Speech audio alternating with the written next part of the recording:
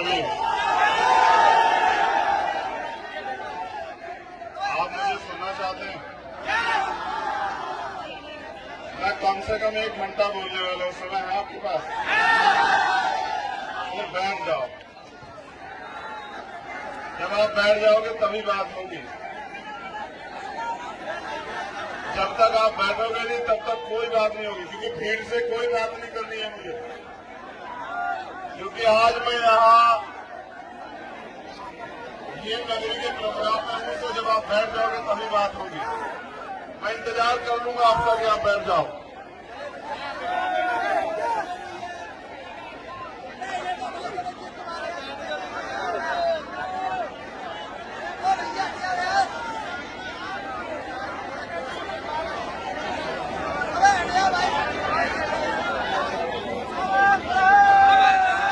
मंच पर उपस्थित धर्म प्रकाश भारती जी,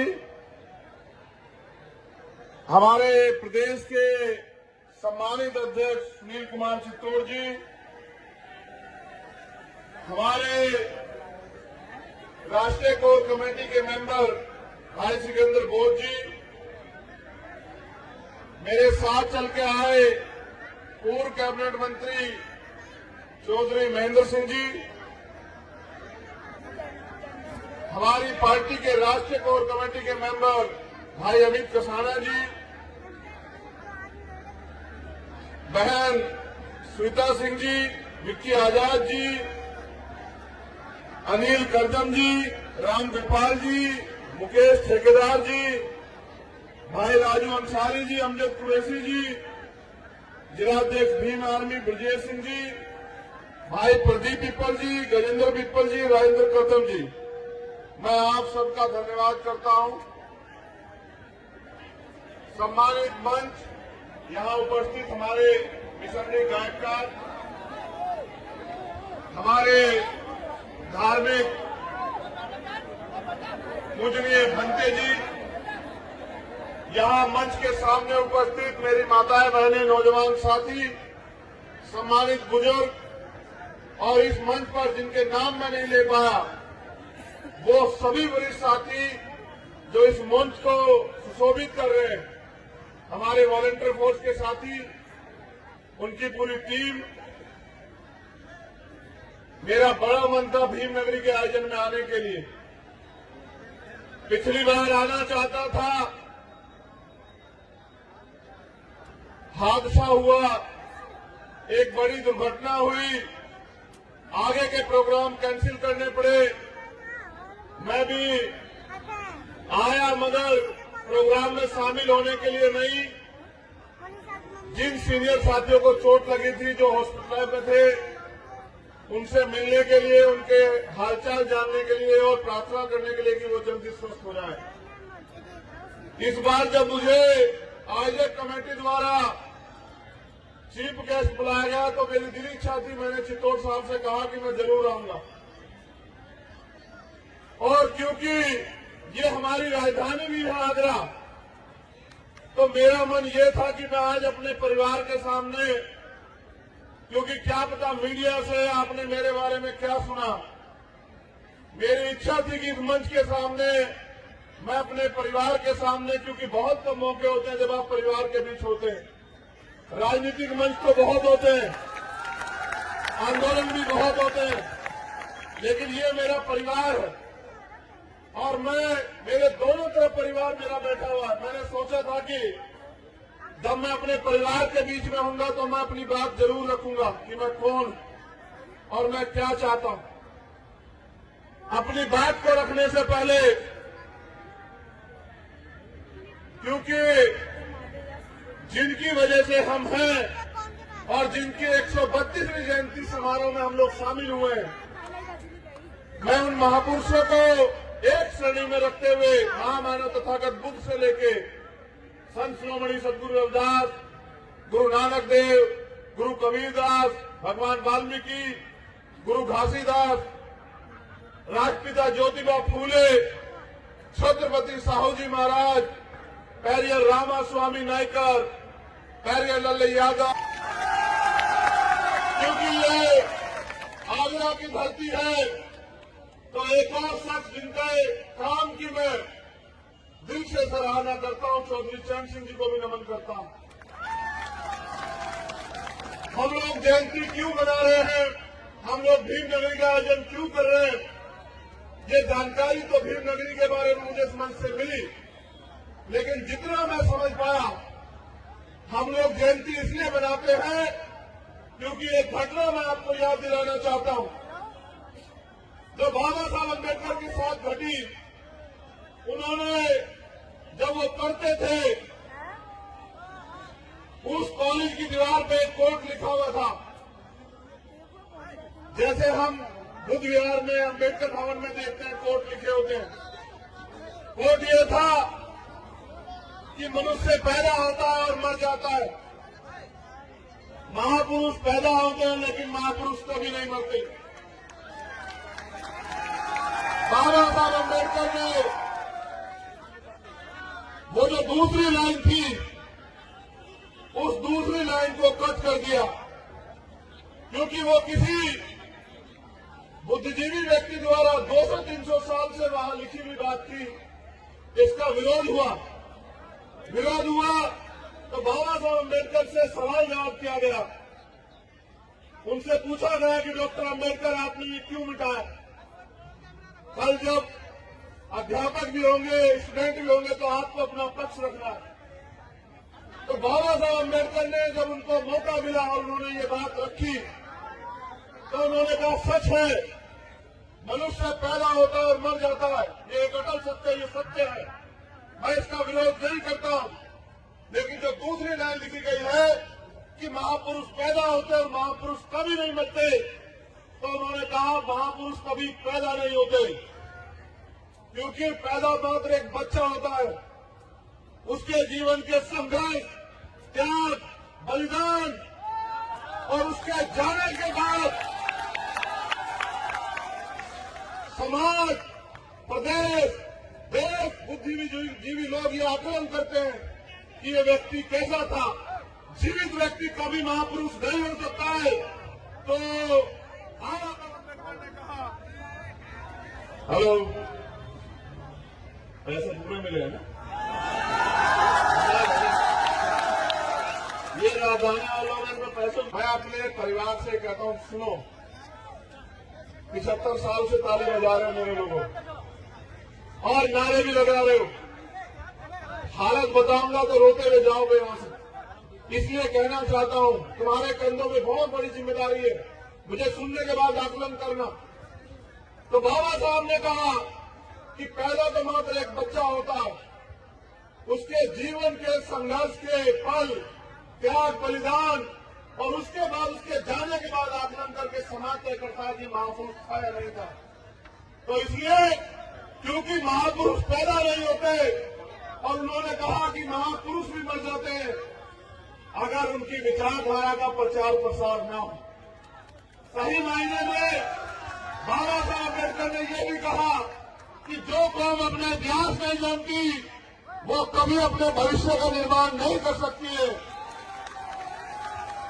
तो हम जयंती इसलिए मनाते हैं कि जो जागे हुए लोग हैं वो जागे हुए रहे, और जो नहीं जागे हुए लोग हैं वो भी जाग जाए, और जो हमारी नई पीढ़ी होश संभाल रही है, जो हमारी नई पीढ़ी मैदान में आने वाली है, उनको अपना इतिहास और अपने महापुरुषों का संघर्ष याद रहे, उनको याद रहे कि इस देश में उन्हें एक भी अधिकार मांगने से नहीं मिला है।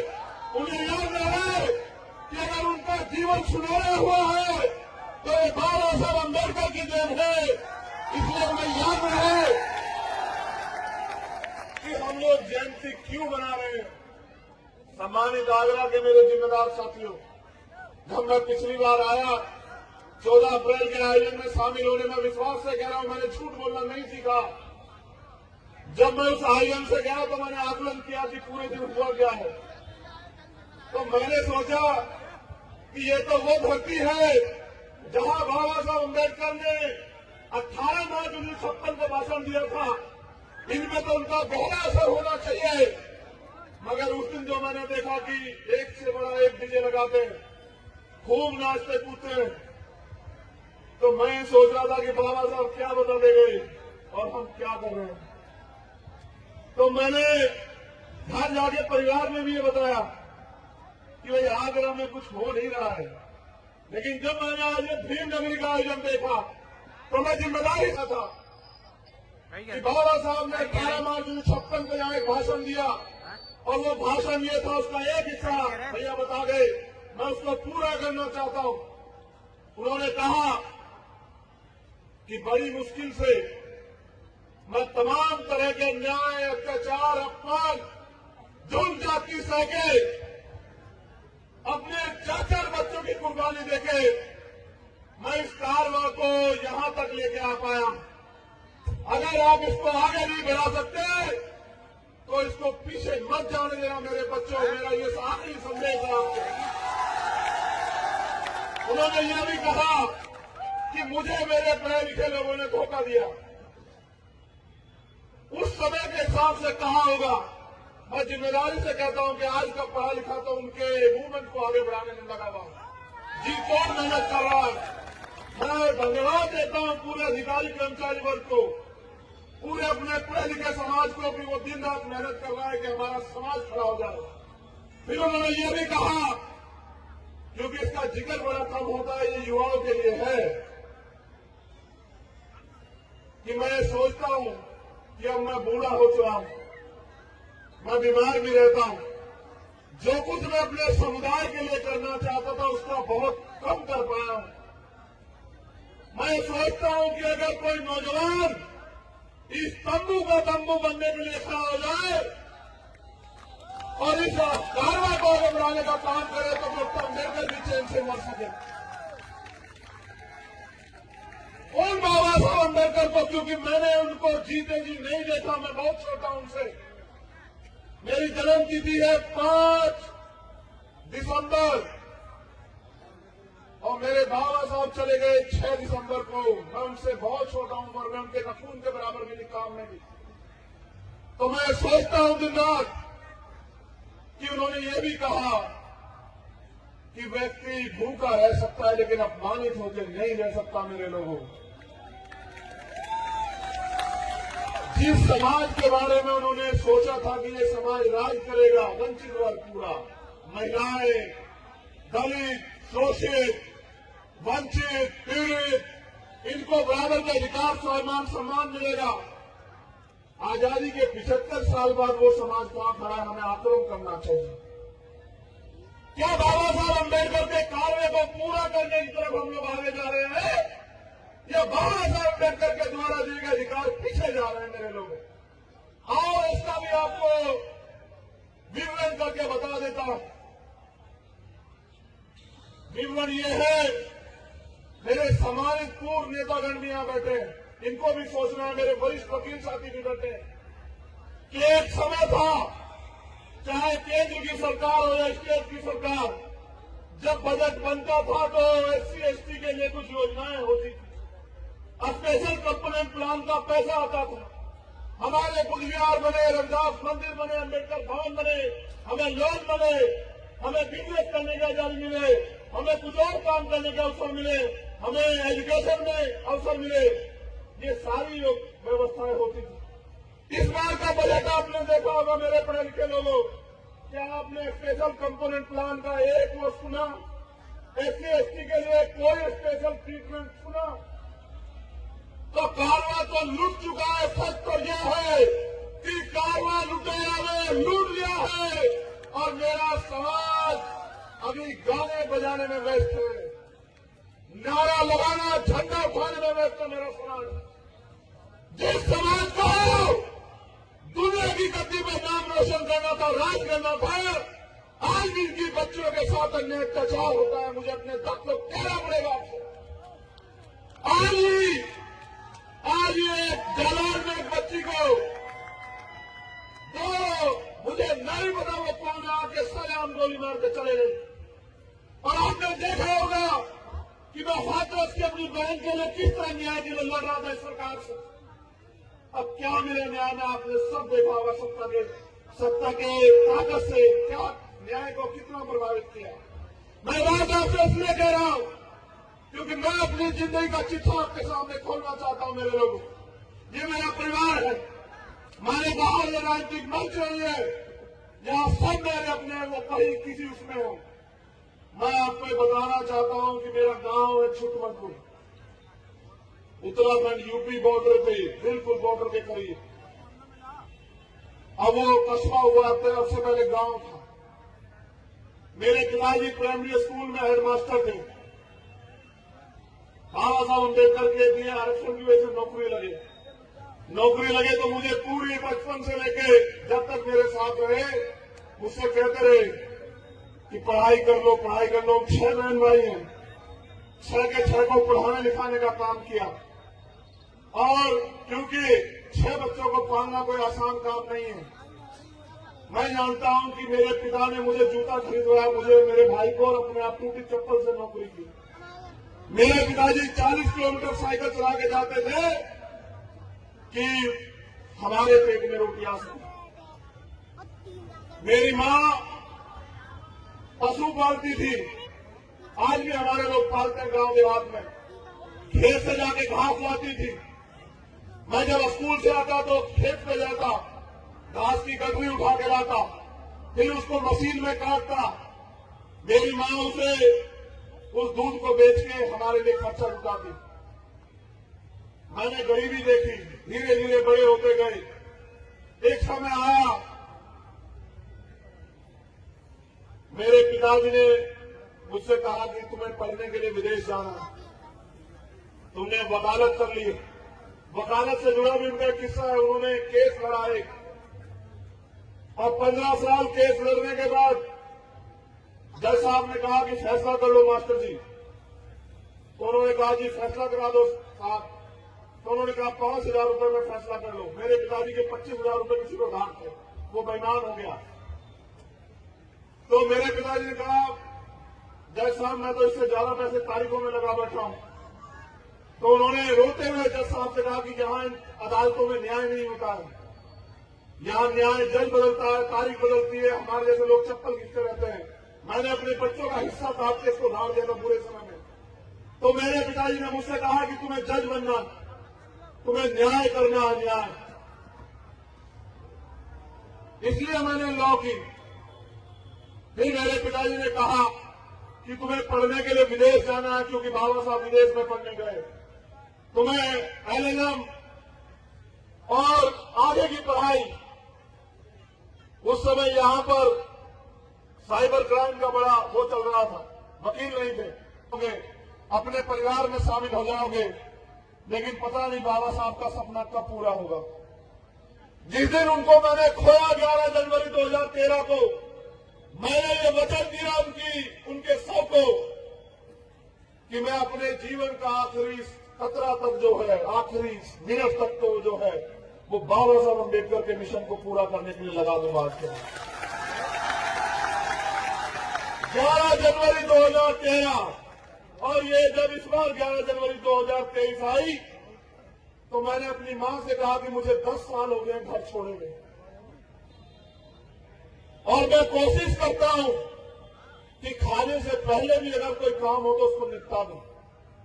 लेकिन सम्मानित साथियों, जैसा मैंने आपको बताया, इस 10 साल में मैंने हजारों लड़ाई लड़ी होंगी, और मेरे साथ मेरी ताकत के रूप में भीम आर्मी के एक कार्यकर्ता ने, चाहे वो पूरे देश में कहीं हो, उन्होंने वो जमीनी लड़ाई लड़के दिखाया। जिन युवाओं को कहा जाता था कि युवा नासमझ होते हैं, युवाओं में लड़कपन होता है, युवा जिम्मेदार नहीं होते, उन युवाओं ने वो करके दिखाया, जिसकी बदौलत आज चंद्रशेखर आजाद इस मंच में बैठा। ये उनकी देन है। वरना जहां से मैं निकल के आया, आगरा के भीम नगरी के मंच पे मुख्य अतिथि होना मेरे जैसे गरीब के बेटे के लिए कोई मामूली बात नहीं है। ये समाज का मंच है। तो इन सब के बाद कई ऐसी लड़ाई है जिन लड़ाइयों को लड़ते लड़ते मैंने अन्याय की पराकाष्ठा देखी। मैं निर्दोष होते हुए समाज के हितों की रक्षा के लिए 16 महीने जेल में रहा।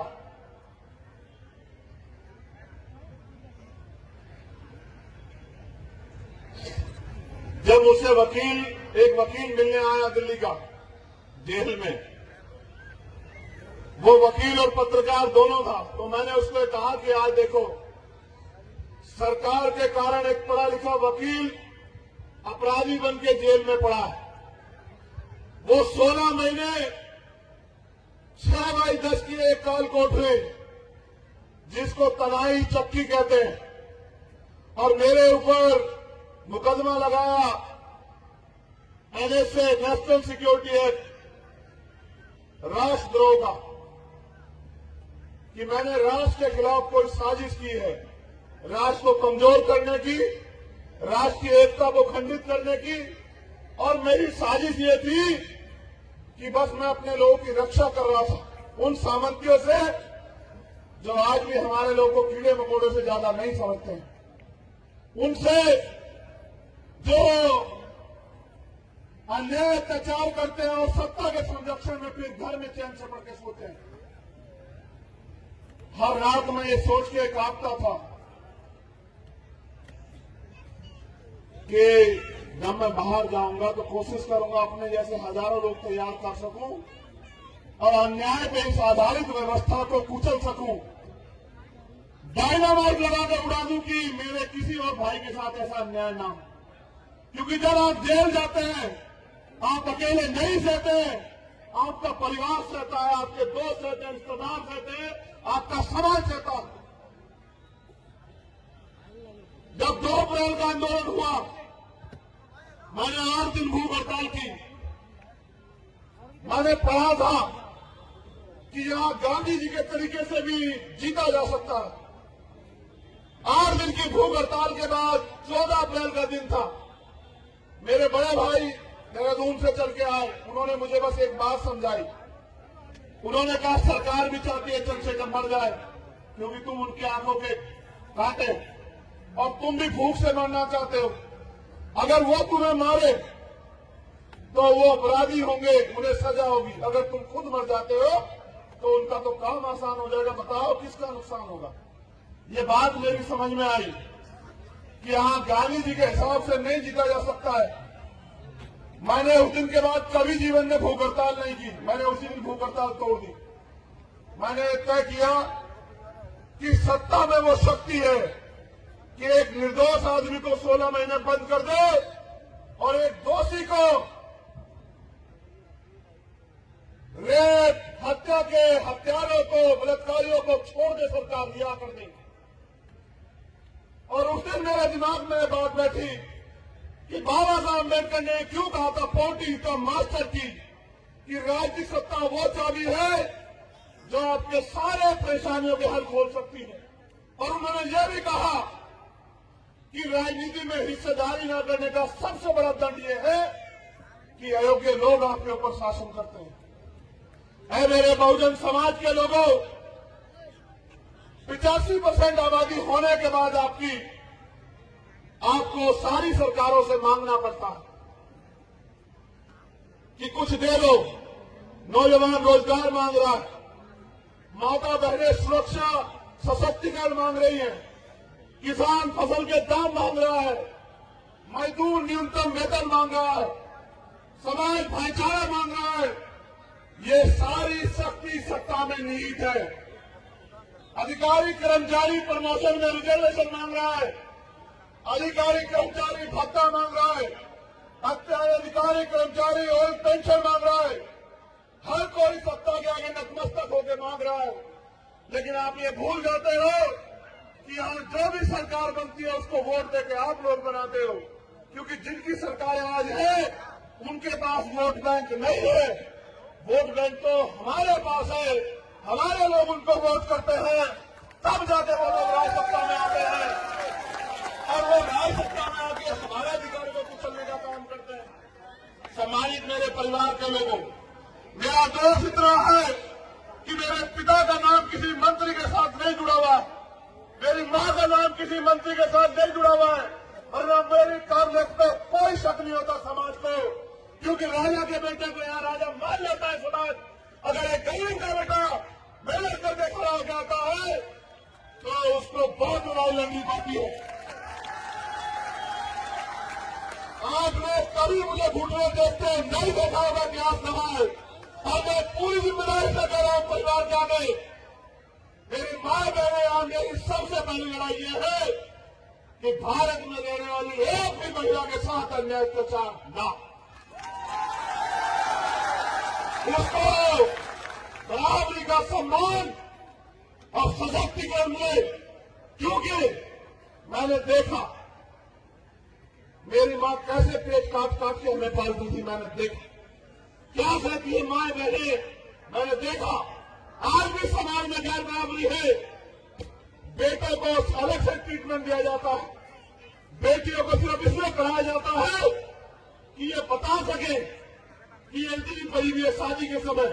कभी यह नहीं सोचा जाता कि बेटे से ज्यादा बेटी को भी अगर हम लोग या बेटे के बराबर ईमानदारी से अवसर दे तो हो सकता है इस देश में जब संभावित कुर्सियों पे महिलाएं बैठ जाए तो वो अपने आप अपनी रक्षा सुरक्षा और अपने लिए अवसर तैयार कर लें। ये कभी नहीं सोचता समाज।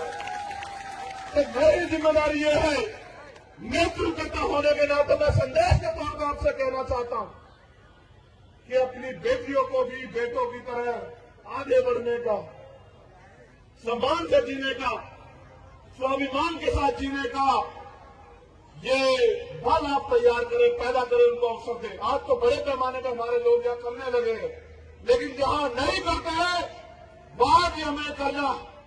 एनसीआरबी का डाटा उठा के देखिए, वकील साथी बैठे 56,000 से ज्यादा एक साल में महिलाओं के साथ अन्याय की घटना होती है। ये 56,000 में 98% वंचित वर्ग की बच्चियां, आप चेक करा के देख लो अगर मेरी बात गलत हो। मैं पूछना चाहता हूं, जब सब जगह समानता है तो फिर ये 98% बहुजन समाज की महिलाएं बच्चे अन्याय का शिकार क्यों? और अगर प्रदेश में राम राज्य है, हेलो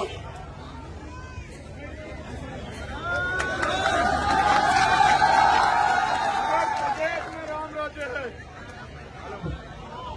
हेलो सरकार का प्रभाव है थोड़ा सा।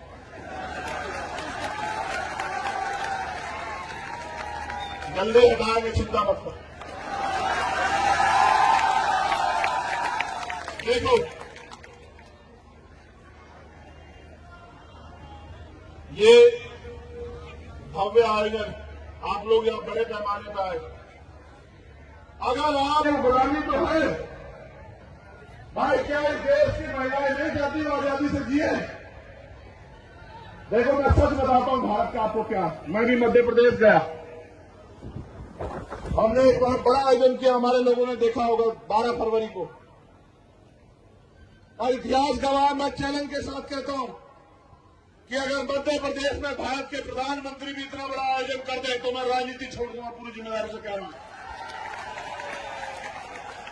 और उस आयोजन की सबसे बड़ी बात यह थी कि एक भी व्यक्ति को ना गाड़ी, ना खाना, ना खर्चा, कुछ नहीं देगा, सब अपने पैसे से आए। ये उसकी सबसे बड़ी बात थी, वो समाज की ताकत थी। तो जब मैं मध्य प्रदेश गया तो मैंने देखा कि वहां एक ही लाइन में 5 घर कच्चे, बिल्कुल कच्चे मकान, दरवाजा भी छोटा सा। जब मैं मध्य प्रदेश बिहार गया तो मैंने देखा कि वहां गरीबी इतनी है कि खाने के लिए खाना नहीं है और पहनने के लिए तन पे कपड़ा नहीं। जब मैं राजस्थान गया, ये आपके बराबर में बॉर्डर भरतपुर, और मैं राजस्थान जब गया तो मैंने देखा कि आज भी वहां छुआछूत गैर बराबरी है। कैसे? मटका छू लोगे ताकतवर लोगों का तो हत्या, मूछे रख लोगे तो हत्या, घोड़ी में बैठ जाओगे तो हत्या, बैंड बाजे से बारात निकालोगे तो हत्या। मैं जब उत्तराखंड में गया, ऊंची जाति के तथागत ऊंची जाति के साथ बैठ के खाना खा लोगे तो हत्या, उनकी शादी में शामिल हो जाओगे तो हत्या। जब मैं उड़ीसा गया तो मैंने देखा न घर, न खाना, न पानी, जानवरों की भी जिंदगी अच्छी होगी, क्योंकि आप देख लेना, जो आपके आसपास किसी ने कुत्ता पाल रखा हो तो वो उसके लिए घर बनाता है, छोटी बात गलत लगे। अगर किसी ने बकरी, गाय, बैल, भैंस पाल रखी हो, और छोड़ो, किसी ने तोता भी पाल रखा हो, वो भी उसके रहने के लिए पिंजरा और खाने की व्यवस्था करता है। लेकिन मध्य प्रदेश, उड़ीसा, झारखंड, छत्तीसगढ़, केरला, कर्नाटका, तमिलनाडु, असम, त्रिपुरा, मध्य प्रदेश, राजस्थान, हरियाणा, बिहार, महाराष्ट्र, उत्तराखंड, यूपी, दिल्ली, सब जगह घूम के समझ में आया कि जिनके पास राजनीतिक शक्ति नहीं होती, उनको ये अन्याय का सामना करना पड़ता ही पड़ता है और करना पड़ता रहेगा जब तक वो समाज संगठित होकर अपनी राजनीतिक शक्ति नहीं बनाएगा। जिस दिन मैंने अपने पिता को अस्पताल में तड़पते देखा, उस दिन मैंने सोचा अगर मैं कदम उठाएगा और पिता साहूकार की, जमादार की पैसे ना चुका पाने कार्ड बेइज्जत होता रहेगा, तो जब तक सबके लिए वर्ल्ड क्लास पढ़ाई बेहतर और मुफ्त नहीं हो जाती, तब तक हम लोग लड़ते रहेंगे। तो की औलाद हूं मैं, बहुत छोटा उनके आगे, लेकिन उनके कारवा को बताना चाहता हूं और आगरा में उपस्थित अपने लोगों से सख्ती मांगता हूं कि वो एक बार मुझे इस लड़ाई को लड़ने का अवसर देके देखें। मैं कोई आपका 60 साल का नेता नहीं कि 5 साल के बाद घर में पड़ जाऊंगा, मेरी हट का जवाब दे देंगी।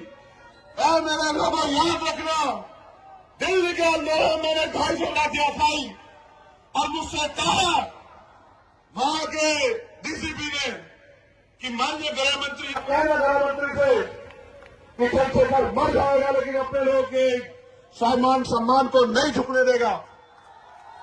मैं आज भी वही खड़ा हूं और आपसे कह रहा हूं, और मैंने कई बार कहा कि माननीय गृह मंत्री जी, ये तो मेरे लोग तैयार नहीं हो सकता, आती जाती रहती है।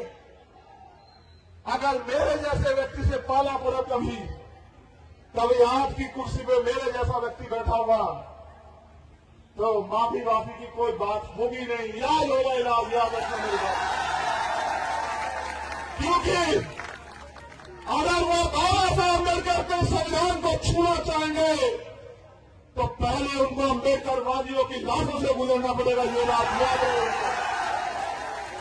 ये संविधान हमारा सम्मान है, ये संविधान हमारा अभिमान है और आज इस संविधान पे खतरा है। मैं आपसे ऐलान करना चाहता हूं और आपसे कहना चाहता हूं, मेरे लोगों, अभी भी वक्त है, इकट्ठे हो जाओ। अभी भी वक्त है, अपनी लड़ाई को समझ जाओ। अभी भी वक्त है, इस लड़ाई को अपने कंधों पे उठा लो मेरे लोगों। ऐसा मौका दोबारा नहीं आएगा अगर एक बार संविधान चला गया। और ये बात मैं इसलिए कह रहा हूं क्योंकि बाबा साहब अम्बेडकर ने जाते जाते कहा था मेरे लोगों कि मुझे मेरे जाने के बाद बराबर मत समझना, जब तक संविधान जिंदा है मैं जिंदा। ये संविधान है जिनकी वजह से आज हमारी बहन मां जिस भी रिश्ते में वो लगती हो, द्रौपदी मुर्मू जी वो राष्ट्रपति है, ये संविधान की देन है। ये संविधान की देन है कि रामनाथ कोविंद जी जो है वो राष्ट्रपति बनते हैं। ये संविधान की देन है कि नरेंद्र मोदी जी पिछड़े वर्ग का खुद को बताते हैं, मुझे तो नहीं पता कौन है, क्योंकि अगर पिछड़े वर्ग के होते तो जाति का जनगणना में श्रम से भी आगे खड़े होते। तो माननीय नरेंद्र मोदी जी देश के यशस्वी प्रधानमंत्री हैं, वो अगर पिछड़े भी हैं तो इस संविधान की वजह से प्रधानमंत्री हों। और अगर आज मैं यहाँ इस मंच पे खड़ा हूं, ये संविधान की देन। अगर मैं इस मंच पे बैठा हूं तो ये बाबा साहब अम्बेडकर और मान्यवर काशी राम साहब की देन। क्योंकि ये लड़ाई विचारधारा की, ये लड़ाई किसानों की, ये लड़ाई कमेरों की है, ये लड़ाई महिलाओं की है, ये भाईचारों की लड़ाई है। और मैं ये भी कहना चाहता हूं अपने परिवार से इजाजत लेके इस मंच के माध्यम से कि देश के अल्पसंख्यक समाज से कहना चाहता हूं, ईसाई, सिख, बौद्ध, मुसलमान, जब तक अम्बेडकरवादी जिंदा है, डरना मत मेरे भाइयों। जो आदमी खड़ा दिखाई देगा वो चंद्रशेखर आजाद होगा, इस बात को याद रखना। बहुत बहुत धन्यवाद। पूरे भीम नगरी आयोजक कमेटी के सभी साथियों का धन्यवाद करता हूं और सबसे धन्यवाद करता हूं अपनी मां बहनों का। इसलिए धन्यवाद करता हूं, ना वो हल्ला मचाती, ना नारा लगाती, बस अपने भाई को देखती सुनती रहती और अपना आशीर्वाद प्यार भेंट करती रहती है और मन ही मन मुस्कुरा मुस्कुरा कहती रहती है। जिन जो भाई मानती है वो कहती है कि मेरा भाई एक दिन आगे बढ़कर हमारी रक्षा और सुरक्षा करेगा, और जो बेटा मानते हो कहते हैं एक दिन मेरा बेटा बाबा साहब अम्बेडकर के कारवां को मंजिल तक पहुंचाएगा।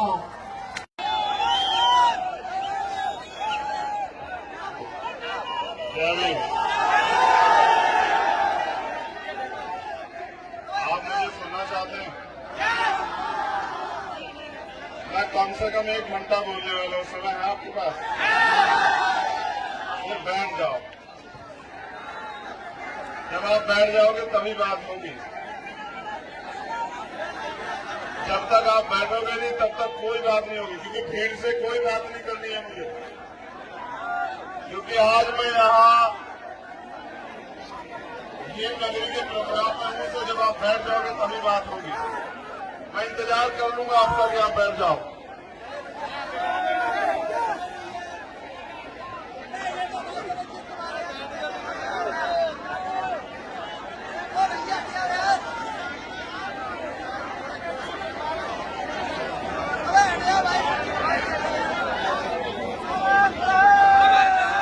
मंच पर उपस्थित धर्म प्रकाश भारती जी, हमारे प्रदेश के सम्मानित अध्यक्ष सुनील कुमार चित्तौड़ जी, हमारे राष्ट्रीय कोर कमेटी के मेंबर भाई सिकंदर बोध जी, मेरे साथ चल के आए पूर्व कैबिनेट मंत्री चौधरी महेंद्र सिंह जी, हमारी पार्टी के राष्ट्रीय कोर कमेटी के मेंबर भाई अमित कसाना जी, बहन श्वेता सिंह जी, विक्की आजाद जी, अनिल करदम जी, राम गोपाल जी, मुकेश ठेकेदार जी, भाई राजू अंसारी जी, अमजद कुरैशी जी, जिलाध्यक्ष भीम आर्मी ब्रजेश सिंह जी, भाई प्रदीप पिप्पल जी, गजेंद्र पिप्पल जी, राजेंद्र करदम जी, मैं आप सबका धन्यवाद करता हूं। सम्मानित मंच, यहां उपस्थित हमारे मिशनरी गायककार, हमारे धार्मिक पूजनीय भंते जी, यहां मंच के सामने उपस्थित मेरी माताएं बहनें नौजवान साथी, सम्मानित बुजुर्ग और इस मंच पर जिनके नाम मैं नहीं ले पाया वो सभी वरिष्ठ साथी जो इस मंच को सुशोभित कर रहे हैं, हमारे वॉलंटियर फोर्स के साथी, उनकी पूरी टीम। मेरा बड़ा मन था भीम नगरी के आयोजन में आने के लिए, पिछली बार आना चाहता था, हादसा हुआ, एक बड़ी दुर्घटना हुई, आगे के प्रोग्राम कैंसिल करने पड़े। मैं भी आया मगर प्रोग्राम में शामिल होने के लिए नहीं। जिन सीनियर साथियों को चोट लगी थी, जो हॉस्पिटल में थे, उनसे मिलने के लिए, उनके हालचाल जानने के लिए और प्रार्थना करने के लिए कि वो जल्दी स्वस्थ हो जाए। इस बार जब मुझे आयोजक कमेटी द्वारा चीफ गेस्ट बुलाया गया तो मेरी दिली इच्छा थी, मैंने चित्तौड़ साहब से कहा कि मैं जरूर आऊंगा, और क्योंकि ये हमारी राजधानी भी है आगरा, तो मेरा मन ये था कि मैं आज अपने परिवार के सामने, क्योंकि क्या पता मीडिया से आपने मेरे बारे में क्या सुना, मेरी इच्छा थी कि इस मंच के सामने मैं अपने परिवार के सामने, क्योंकि बहुत कम मौके होते हैं जब आप परिवार के बीच होते हैं, राजनीतिक मंच तो बहुत होते हैं, आंदोलन भी बहुत होते हैं, लेकिन ये मेरा परिवार है और मेरे दोनों तरफ परिवार मेरा बैठा हुआ है। मैंने सोचा था कि जब मैं अपने परिवार के बीच में होऊंगा तो मैं अपनी बात जरूर रखूंगा कि मैं कौन और मैं क्या चाहता हूं। अपनी बात को रखने से पहले क्योंकि जिनकी वजह से हम हैं और जिनकी 132वीं जयंती समारोह में हम लोग शामिल हुए हैं, मैं उन महापुरुषों को एक श्रेणी में रखते हुए महामानव तथागत बुद्ध से लेके संत शिरोमणि सदगुरु रविदास, गुरु नानक देव, गुरु कबीरदास, भगवान वाल्मीकि, गुरु घासीदास, राष्ट्रपिता ज्योतिबा फूले, छत्रपति साहू जी महाराज, पेरियर रामा स्वामी नायकर, पेरियर लल्ले यादव, क्योंकि ये आगरा की धरती है, तो एक और शख्स जिनके काम की मैं दिल से सराहना करता हूं, चौधरी चरण सिंह जी को भी नमन करता हूं। हम लोग जयंती क्यों मना रहे हैं, हम लोग भीमनगरी का आयोजन क्यों कर रहे हैं, ये जानकारी तो भीमनगरी के बारे में मुझे इस मंच से मिली, लेकिन जितना मैं समझ पाया, हम लोग जयंती इसलिए मनाते हैं क्योंकि एक घटना मैं आपको याद दिलाना चाहता हूं, जो बाबा साहब अम्बेडकर के साथ घटी। उन्होंने जब वो पढ़ते थे, उस कॉलेज की दीवार पे एक कोट लिखा हुआ था, जैसे हम बुद्ध विहार में अम्बेडकर भवन में देखते हैं कोट लिखे होते हैं। कोट ये था कि मनुष्य पैदा होता है और मर जाता है, महापुरुष पैदा होते हैं लेकिन महापुरुष कभी नहीं मरते। बाबा साहब अम्बेडकर ने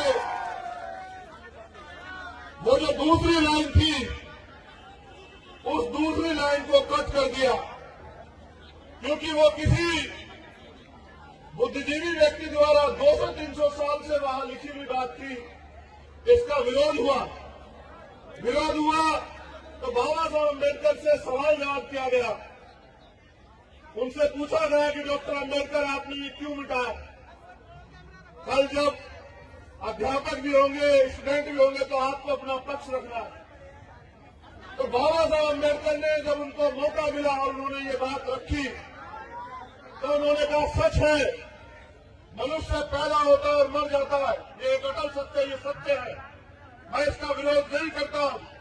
लेकिन जो दूसरी लाइन लिखी गई है कि महापुरुष पैदा होते और महापुरुष कभी नहीं मरते, तो उन्होंने कहा महापुरुष कभी पैदा नहीं होते, क्योंकि पैदा मात्र एक बच्चा होता है, उसके जीवन के संघर्ष, त्याग, बलिदान और उसके जाने के बाद समाज, प्रदेश, देश, बुद्धिजीवी लोग ये आकलन करते हैं कि ये व्यक्ति कैसा था। जीवित व्यक्ति कभी महापुरुष नहीं हो सकता है। तो बाबा साहब अम्बेडकर ने कहा, हेलो, पैसे पूरे मिले हैं ना,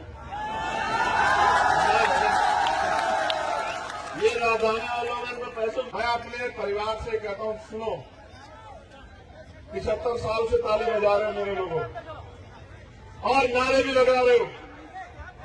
हालत बताऊंगा तो रोते हुए जाओगे वहां से। इसलिए कहना चाहता हूं, तुम्हारे कंधों में बहुत बड़ी जिम्मेदारी है, मुझे सुनने के बाद आकलन करना।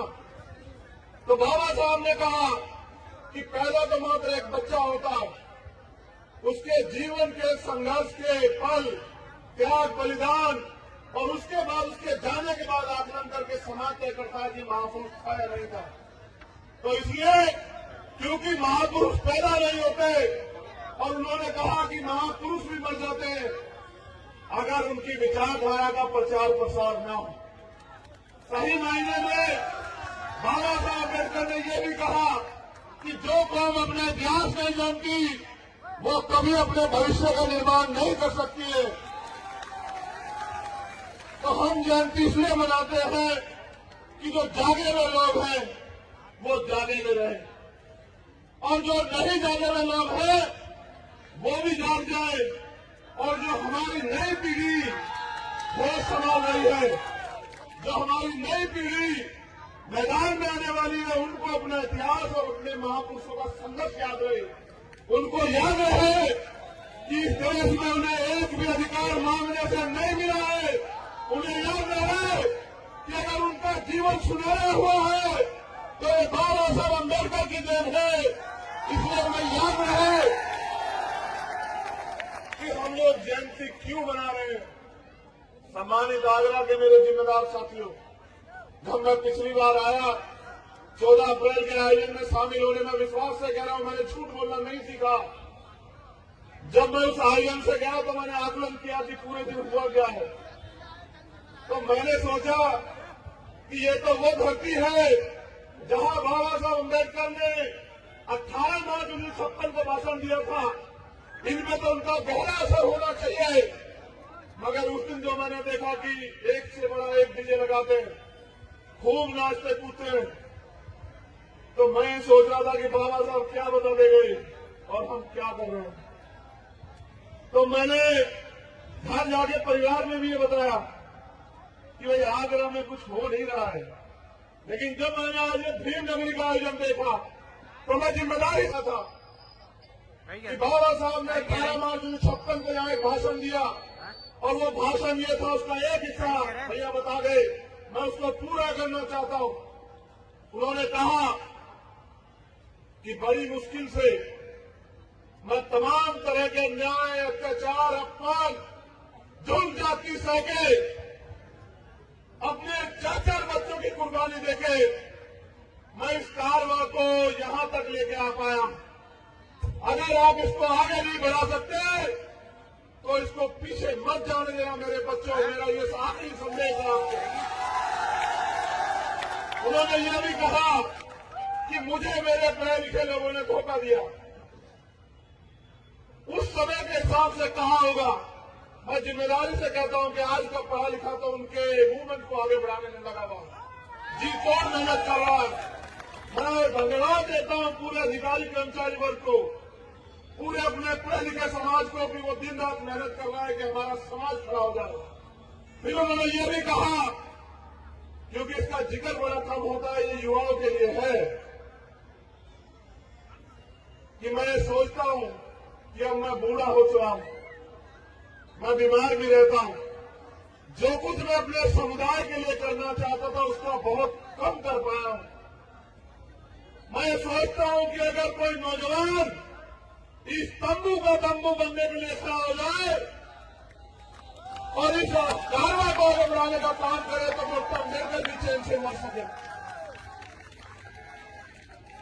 उन बाबा साहब अम्बेडकर को, क्योंकि मैंने उनको जीते जी नहीं देखा, मैं बहुत छोटा हूं उनसे। मेरी जन्म तिथि है 5 दिसंबर और मेरे बाबा साहब चले गए 6 दिसंबर को। मैं उनसे बहुत छोटा हूं और मैं उनके खून के बराबर मेरी काम नहीं दी। तो मैं सोचता हूं दिन रात कि उन्होंने ये भी कहा कि व्यक्ति भूखा रह सकता है लेकिन अपमानित होकर नहीं रह सकता। मेरे लोगों, जिस समाज के बारे में उन्होंने सोचा था कि ये समाज राज करेगा, वंचित वर्ग पूरा, महिलाएं, दलित, शोषित, वंचित, पीड़ित, इनको बराबर के अधिकार, स्वाभिमान, सम्मान मिलेगा। आजादी के 75 साल बाद वो समाज कहां खड़ा है, हमें आकलन करना चाहिए। क्या बाबा साहब अम्बेडकर के कार्य को पूरा करने की तरफ हम लोग आगे जा रहे हैं या बाबा साहब अम्बेडकर के द्वारा दिए गए अधिकार पीछे जा रहे हैं? मेरे लोग, और इसका भी आपको विवरण करके बता देता हूं। विवरण ये है, मेरे सम्मानित पूर्व नेतागण भी यहां बैठे हैं, इनको भी सोचना है, मेरे वरिष्ठ वकील साथी भी बैठे हैं, कि एक समय था, चाहे केंद्र की सरकार हो या स्टेट की सरकार, जब बजट बनता था तो SC/ST के लिए कुछ योजनाएं होती थी, स्पेशल कंपोनेंट प्लान का पैसा आता था। हमारे बुद्ध विहार बने, रविदास मंदिर बने, अम्बेडकर भवन बने, हमें लोन बने, हमें बिजनेस करने का आजादी मिले, हमें कुछ और काम करने का अवसर मिले, हमें एजुकेशन में अवसर मिले। ये सारी व्यवस्थाएं होती थी। इस बार का बजट आपने देखा होगा मेरे पढ़े लिखे लोगों, क्या आपने स्पेशल कंपोनेंट प्लान का एक वो सुना? SC/ST के लिए कोई स्पेशल ट्रीटमेंट सुना? तो कारवां तो लूट चुका है। सच तो यह है कि कारवां लुटेरा ने लूट लिया है और मेरा समाज अभी गाने बजाने में व्यस्त है, नारा लगाना, झंडा उठाने में व्यस्त है। मेरा समाज, जिस समाज को दुनिया इंडिया की गद्दी पर नाम रोशन करना था, राज करना था। आज भी इनकी बच्चों के साथ अन्य अत्याचार होता है, मुझे अपने दफ्तर कहना पड़ेगा आपसे। आज ये जालौर में एक बच्ची को तो मुझे नहीं पता वो कौन है, आपके सरेआम गोली मार के चले गए। और आपने देखा होगा कि मैं हाथरस की अपनी बहन के लिए किस तरह न्याय के लिए लड़ रहा था इस सरकार से। अब क्या मिले न्याय में, आपने सब देखा होगा।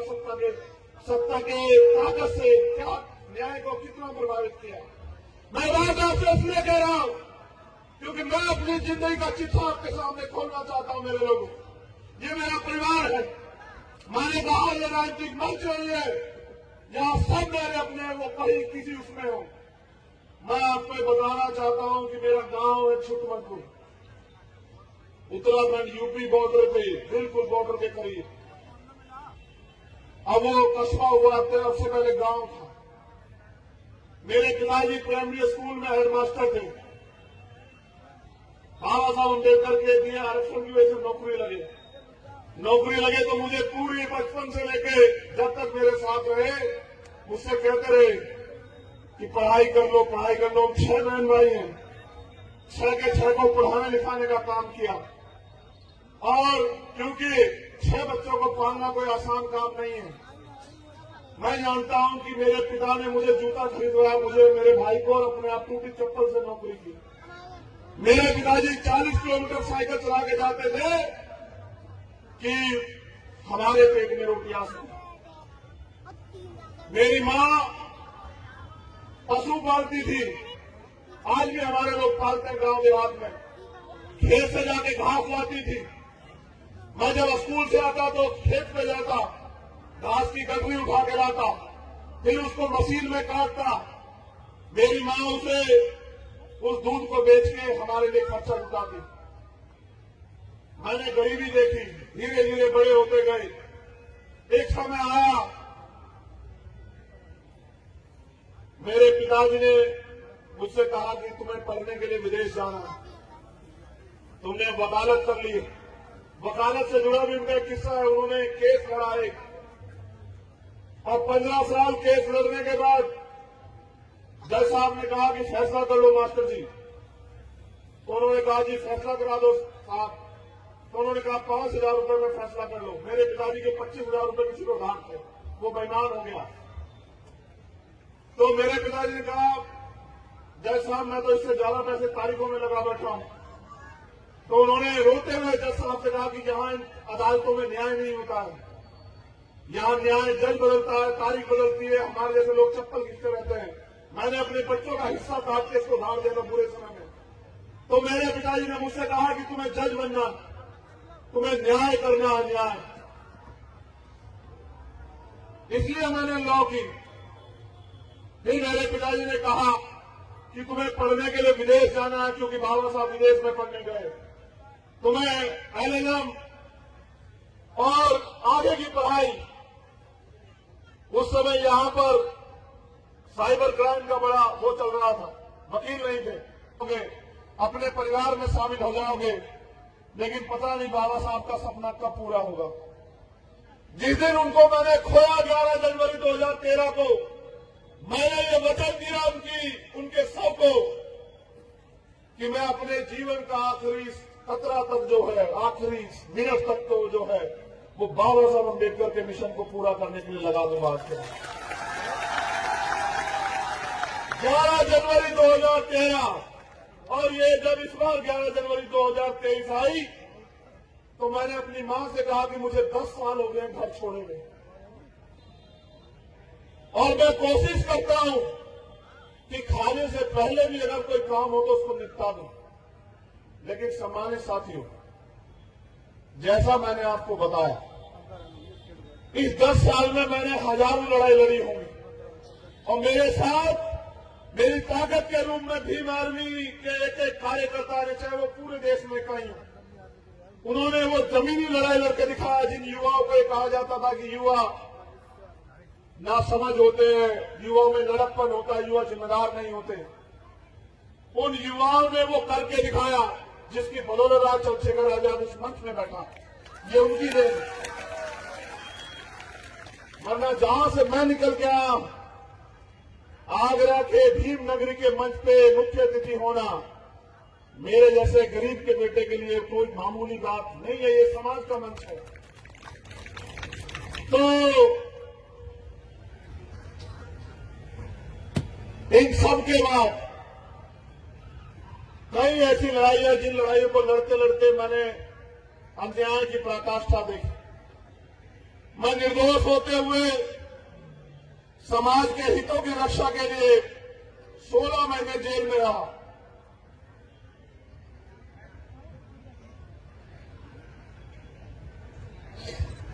जब मुझसे एक वकील मिलने आया दिल्ली का, जेल में, वो वकील और पत्रकार दोनों था, तो मैंने उसको कहा कि आज देखो, सरकार के कारण एक पढ़ा लिखा वकील अपराधी बन के जेल में पड़ा है। वो 16 महीने 6x10 की एक काल कोठरी, जिसको तनाई चक्की कहते हैं, और मेरे ऊपर मुकदमा लगाया NSA, नेशनल सिक्योरिटी एक्ट, राष्ट्रद्रोह का, कि मैंने राष्ट्र के खिलाफ कोई साजिश की है, राष्ट्र को कमजोर करने की, राष्ट्र की एकता को खंडित करने की। और मेरी साजिश ये थी कि बस मैं अपने लोगों की रक्षा कर रहा था, उन सामंतियों से जो आज भी हमारे लोगों को कीड़े मकोड़ों से ज्यादा नहीं समझते हैं, उनसे जो अन्याय अत्याचार करते हैं और सत्ता के संरक्षण में फिर घर में चैन से पड़ के सोते हैं। हर रात में ये सोच के कांपता था कि जब मैं बाहर जाऊंगा तो कोशिश करूंगा अपने जैसे हजारों लोग तैयार कर सकूं और अन्याय पे इस आधारित व्यवस्था को कुचल सकूं, डायनामाइट लगाकर उड़ा दूं कि मेरे किसी और भाई के साथ ऐसा अन्याय ना हो। क्योंकि जब आप जेल जाते हैं, आप अकेले नहीं सहते हैं, आपका परिवार सहता है, आपके दोस्त सहते हैं, रिश्तेदार सहते हैं, आपका समाज सहता है। जब 2 अप्रैल का आंदोलन हुआ, मैंने 8 दिन भूख हड़ताल की। मैंने पढ़ा था कि यहां गांधी जी के तरीके से भी जीता जा सकता है। 8 दिन की भूख हड़ताल के बाद 14 अप्रैल का दिन था। मेरे बड़े भाई देहरादून से चल के आए, उन्होंने मुझे बस एक बात समझाई। उन्होंने कहा सरकार भी चाहती है चंद्रशेखर मर जाए, क्योंकि तुम उनकी आंखों के कांटे, और तुम भी भूख से मरना चाहते हो। अगर वो तुम्हें मारे तो वो अपराधी होंगे, उन्हें सजा होगी। अगर तुम खुद मर जाते हो तो उनका तो काम आसान हो जाएगा। बताओ किसका नुकसान होगा। ये बात मेरी समझ में आई कि यहां गांधी जी के हिसाब से नहीं जीता जा सकता है। मैंने उस दिन के बाद कभी जीवन में भूख हड़ताल नहीं की। मैंने उसी दिन भूख हड़ताल तोड़ दी। मैंने तय किया कि सत्ता में वो शक्ति है कि एक निर्दोष आदमी को 16 महीने बंद कर दे और एक दोषी को रेप, हत्या के हत्यारों को, बलात्कारियों को छोड़ दे सरकार, रिहा कर दे। और उस दिन मेरे दिमाग में बात बैठी कि बाबा साहब अम्बेडकर ने क्यों कहा था पोटी का मास्टर की कि राजनीतिक सत्ता वो चाबी है जो आपके सारे परेशानियों के हल खोल सकती है। और उन्होंने यह भी कहा कि राजनीति में हिस्सेदारी न करने का सबसे बड़ा दंड यह है कि अयोग्य लोग आपके ऊपर शासन करते हैं। ऐ मेरे बहुजन समाज के लोगों,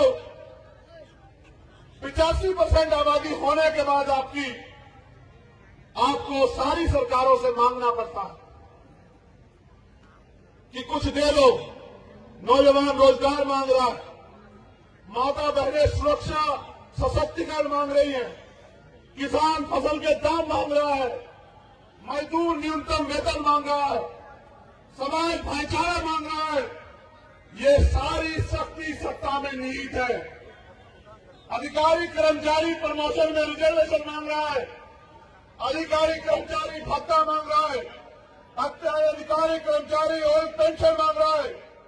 हर कोई सत्ता के आगे नतमस्तक होकर मांग रहा है। लेकिन आप ये भूल जाते हो कि यहां जो भी सरकार बनती है उसको वोट देके आप लोग बनाते हो, क्योंकि जिनकी सरकार आज है उनके पास वोट बैंक नहीं है। वोट बैंक तो हमारे पास है। हमारे लोग उनको वोट करते हैं, तब जाके वो लोग राज सत्ता में आते हैं और वो राज सत्ता में आके हमारे अधिकारियों को कुचलने का काम करते हैं। सम्मानित मेरे परिवार के लोगों, मेरा दोष इतना है कि मेरे पिता का नाम किसी मंत्री के साथ नहीं जुड़ा हुआ, मेरी मां का नाम किसी मंत्री के साथ नहीं जुड़ा हुआ है, और न मेरी काबिलियत पे कोई शक नहीं होता समाज को, क्योंकि राजा के बेटे को यहाँ राजा मान लेता है समाज। अगर एक गरीब का बेटा मेहनत करके खड़ा हो जाता है तो उसको बहुत लड़ाई लड़नी पड़ती है। आप लोग कभी मुझे घुटने देखते नहीं देखा होगा कि आप समाज, और मैं पूरी जिम्मेदारी से कह रहा हूं परिवार के आगे, मेरी मां बहने और मेरी सबसे पहली लड़ाई ये है कि भारत में रहने वाली एक भी महिला के साथ अन्याय अत्याचार ना, उसको बराबरी का सम्मान और सशक्तिकरण मिले। क्योंकि मैंने देखा मेरी मां कैसे पेट काट काट के हमें पालती थी, मैंने देखा क्या सहती है माए बहने, मैंने देखा। आज भी समाज में गैर बराबरी है। बेटों को अलग से ट्रीटमेंट दिया जाता है, बेटियों को सिर्फ इसलिए पढ़ाया जाता है कि ये बता सके कि एलजीबी गरीबी है शादी के समय। कभी यह नहीं सोचा जाता कि बेटे से ज्यादा बेटी को भी अगर हम लोग या बेटे के बराबर ईमानदारी से अवसर दे तो हो सकता है इस देश में जब संभावित कुर्सियों पर महिलाएं बैठ जाए तो वो अपने आप अपनी रक्षा सुरक्षा और अपने लिए अवसर तैयार कर लें। ये कभी नहीं सोचता समाज। तो मेरी जिम्मेदारी ये है, नेतृत्व होने के नाते मैं संदेश के तौर पर आपसे कहना चाहता हूं कि अपनी बेटियों को भी बेटों की तरह आगे बढ़ने का, सम्मान से जीने का, स्वाभिमान के साथ जीने का ये बल आप तैयार करें, पैदा करें, उनको अवसर दें। आज तो बड़े पैमाने पर हमारे लोग यहाँ करने लगे हैं, लेकिन जहां नहीं करते हैं वहां भी हमें करना। एनसीआरबी का डाटा उठा के देखिए, वकील साथी बैठे 56,000 से ज्यादा एक साल में महिलाओं के साथ अन्याय की घटना होती है। ये 56,000 में 98% वंचित वर्ग की बच्चे आप चेक करा के देख लो अगर मेरी बात गलत हो। मैं पूछना चाहता हूं, जब सब जगह समानता है तो फिर ये 98% बहुजन समाज की महिलाएं बच्चे अन्याय का शिकार क्यों? और अगर प्रदेश में राम राज्य है, हेलो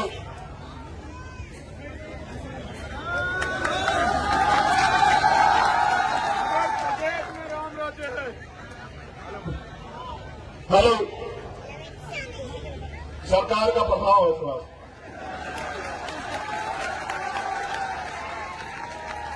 जल्दी हटाएंगे, चिंता मत करो। देखो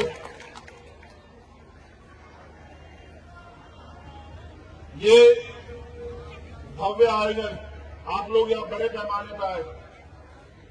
अगर आप गुलामी तो है भाई, क्या इस देश की महिलाएं नहीं चाहती वो आजादी से जिए? देखो मैं सच बताता हूं भारत का आपको क्या, मैं भी मध्य प्रदेश गया, हमने एक बहुत बड़ा आयोजन किया, हमारे लोगों ने देखा होगा 12 फरवरी को, और इतिहास गवाह मैं चैलेंज के साथ कहता हूं कि अगर मध्य प्रदेश में भारत के प्रधानमंत्री भी इतना बड़ा आयोजन कर दे तो मैं राजनीति छोड़ दूंगा, पूरी जिम्मेदारी से कह रहा हूं। और उस आयोजन की सबसे बड़ी बात यह थी कि एक भी व्यक्ति को ना गाड़ी, ना खाना, ना खर्चा कुछ नहीं लगेगा, सब अपने पैसे से आए। ये उसकी सबसे बड़ी बात थी, वो समाज की ताकत थी। तो जब मैं मध्य प्रदेश गया तो मैंने देखा कि वहां एक ही लाइन में 5 घर कच्चे, बिल्कुल कच्चे मकान, दरवाजा भी छोटा सा। जब मैं मध्य प्रदेश बिहार गया तो मैंने देखा कि वहां गरीबी इतनी है कि खाने के लिए खाना नहीं है और पहनने के लिए तन के कपड़ा नहीं। जब मैं राजस्थान गया, ये आपके बराबर में बॉर्डर भरतपुर, और मैं राजस्थान जब गया तो मैंने देखा कि आज भी वहां छुआछूत गैर बराबरी है। कैसे? मटका छू लोगे ताकतवर लोगों का तो हत्या, मुंह से रख लोगे तो हत्या, घोड़ी में बैठ जाओगे तो हत्या, बैंड बाजे से बारात निकालोगे तो हत्या। मैं जब उत्तराखंड में गया, ऊंची जाति के तथागत ऊंची जाति के साथ बैठ के खाना खा लोगे तो हत्या, उनकी शादी में शामिल हो जाओगे तो हत्या। जब मैं उड़ीसा गया तो मैंने देखा न घर, न खाना, न पानी, जानवरों की भी जिंदगी अच्छी होगी। क्योंकि आप देख लेना, जो आपके आसपास किसी ने कुत्ता पाल रखा हो तो वो उसके लिए घर बनाता है, छोटी बात गलत लगे। अगर किसी ने बकरी, गाय, बैल, भैंस पाल रखी हो, और छोड़ो किसी ने तोता भी पाल रखा हो, वो भी उसके रहने के लिए पिंजरा और खाने की व्यवस्था करता है। लेकिन मध्य प्रदेश, उड़ीसा, झारखंड, छत्तीसगढ़, केरला, कर्नाटका, तमिलनाडु, असम, त्रिपुरा, मध्य प्रदेश, राजस्थान, हरियाणा, बिहार, महाराष्ट्र, उत्तराखंड, यूपी, दिल्ली, सब जगह घूम के समझ में आया कि जिनके पास राजनीतिक शक्ति नहीं होती उनको ये अन्याय का सामना करना पड़ता ही पड़ता है, करना पड़ता रहेगा जब तक वो समाज संगठित होकर अपनी राजनीतिक शक्ति नहीं बनाएगा। जिस दिन मैंने अपने पिता को अस्पताल में तड़पते देखा, उस दिन मैंने सोचा अगर मैं कदम उठाएगा और पिता साहूकार की, जमादार की पैसे ना चुका पाने कार्ड बेइज्जत होता रहेगा, तो जब तक सबके लिए वर्ल्ड क्लास पढ़ाई बेहतर और मुफ्त नहीं हो जाती तब तक हम लोग लड़ते रहेंगे। तो की औलाद हूं मैं, बहुत छोटा हूं उनके आगे, लेकिन उनके कारवा को बढ़ाना चाहता हूं और आगरा में उपस्थित अपने लोगों से शक्ति मांगता हूं कि वो एक बार मुझे इस लड़ाई को लड़ने का अवसर देके देखें। मैं कोई आपका 60 साल का नेता नहीं कि 5 साल के बाद घर में पड़ जाऊंगा, मेरी हड़िया जवाब दे देंगी। और मेरे लोगों याद रखना, दिल्ली के अंदर मैंने 250 लाख खाई और मुझसे कहा वहां के डीसीपी ने कि माननीय गृह मंत्री, गृह मंत्री से कि चंद्रशेखर मर जाएगा लेकिन अपने लोगों के सम्मान को नहीं झुकने देगा। मैं आज भी वही खड़ा हूं और आपसे कह रहा हूं, और मैंने कई बार कहा कि माननीय गृह मंत्री जी, ये तो मेरे लोग तैयार नहीं हो सकता, आती जाती रहती है। अगर मेरे जैसे व्यक्ति से पाला पड़ा कभी आपकी कुर्सी पे मेरे जैसा व्यक्ति बैठा हुआ तो माफी की कोई बात होगी नहीं। याद होगा, इलाज याद रखना मेरी बात। क्योंकि अगर वो बाबा साहब अम्बेडकर के संविधान को छूना चाहेंगे तो पहले उनको अम्बेडकरवादियों की लाशों से गुजरना पड़ेगा। ये बात याद रहे। ये संविधान हमारा सम्मान है, ये संविधान हमारा अभिमान है और आज इस संविधान पे खतरा है। मैं आपसे ऐलान करना चाहता हूं और आपसे कहना चाहता हूं, मेरे लोगों, अभी भी वक्त है, इकट्ठे हो जाओ। अभी भी वक्त है, अपनी लड़ाई को समझ जाओ। अभी भी वक्त है, इस लड़ाई को अपने कंधों पे उठा लो मेरे लोगों। ऐसा मौका दोबारा नहीं आएगा अगर एक बार संविधान चला गया। और ये बात मैं इसलिए कह रहा हूं क्योंकि बाबा साहब अम्बेडकर ने जाते जाते कहा था मेरे लोगों कि मुझे मेरे जाने के बाद बराबर बस समझना, जब तक संविधान जिंदा है मैं जिंदा। ये संविधान है जिनकी वजह से आज हमारी बहन मां जिस भी रिश्ते में वो लगती हो, द्रौपदी मुर्मू जी वो राष्ट्रपति है। ये संविधान की देन है। ये संविधान की देन है कि रामनाथ कोविंद जी जो है वो राष्ट्रपति बनते हैं। ये संविधान की देन है कि नरेंद्र मोदी जी पिछड़े वर्ग का खुद को बताते हैं। मुझे तो नहीं पता कौन हूं, क्योंकि अगर पिछड़े वर्ग के होते तो जाति का जनगणना में श्रम से भी आगे खड़े होते। तो माननीय नरेंद्र मोदी जी देश के यशस्वी प्रधानमंत्री हैं, वो अगर पिछड़े भी हैं तो इस संविधान की वजह से प्रधानमंत्री हैं। और अगर आज मैं यहां इस मंच पे खड़ा हूं, ये संविधान की देन। अगर मैं इस मंच पे बैठा हूं तो ये बाबा साहब अम्बेडकर और मान्यवर काशी राम साहब की देन है। क्योंकि ये लड़ाई विचारधारा की है, ये लड़ाई किसानों की है, ये लड़ाई कमेरों की है, ये लड़ाई महिलाओं की है, ये भाईचारों की लड़ाई है। और मैं ये भी कहना चाहता हूं अपने परिवार से इजाजत लेके इस मंच के माध्यम से कि देश के अल्पसंख्यक समाज से कहना चाहता हूं, ईसाई, सिख, बौद्ध, मुसलमान, जब तक अम्बेडकर वाली जिंदा है, डरना मत मेरे भाइयों। ये आदमी खड़ा दिखाई देगा, वो चंद्रशेखर आजाद होगा, इस बात को याद रखना। बहुत बहुत धन्यवाद। पूरे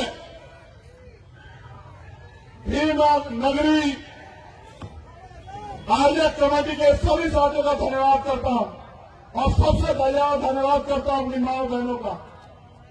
इसलिए धन्यवाद करता हूं, न वो हल्ला मचाती, न नारा लगाती, बस अपने भाई को देखती सुनती रहती और अपना आशीर्वाद प्यार भेंट करती रहती है और मन ही मन मुस्कुरा मुस्कुरा कहती रहती है। जिनको भाई मानती है वो कहती है कि मेरा भाई एक दिन आगे बढ़कर हमारी रक्षा और सुरक्षा करेगा, और जो बेटा मानते हो कहते हैं एक दिन मेरा बेटा बाबा साहब अम्बेडकर के कारवा को मंजिल